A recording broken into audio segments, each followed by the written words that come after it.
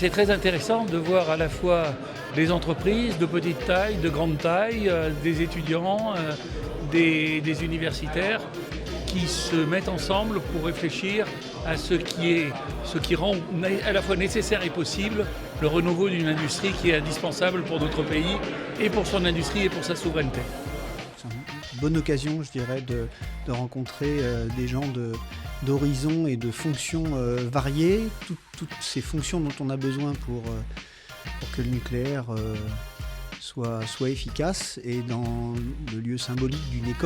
école très attachée au nucléaire, très attachée au développement des compétences pratiques avec le principe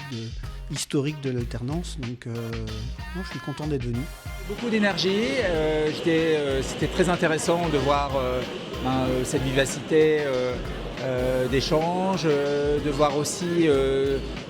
cette symbiose entre le monde de l'entreprise et le monde de l'éducation. Voilà, j'ai trouvé ça très intéressant. Nous avons eu quelques propos institutionnels, mais nous avons eu un parterre d'experts, de spécialistes du nucléaire, qui a su partager à la fois les enjeux et la réalité de cette excellence de la filière nucléaire française. Un certain nombre d'intervenants locaux ont pu découvrir qu'ici on est au cœur d'un réseau d'experts engagés depuis longtemps et engagés encore plus longtemps dans le domaine du nucléaire français. J'ai trouvé ça très intéressant, et en particulier la prise de hauteur. Dans nos différentes structures de formation ou d'entreprise, on est souvent absorbé par le quotidien,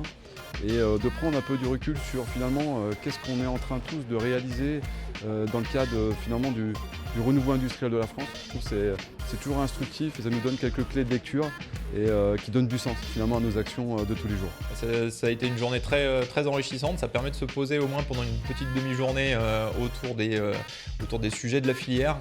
et puis d'avoir un éclairage aussi un peu extérieur avec Natacha Polony notamment et Yves Bréchet qui permet d'avoir des horizons qu'on n'a pas forcément l'habitude d'avoir. Et puis aussi beaucoup d'acteurs de la filière donc qui nous permet d'échanger sur les problématiques et puis les solutions futures. Alors, je l'ai trouvé très riche et puis ça permet aussi de prendre du recul parce que c'est vrai quand on est dans nos jobs respectifs, on est beaucoup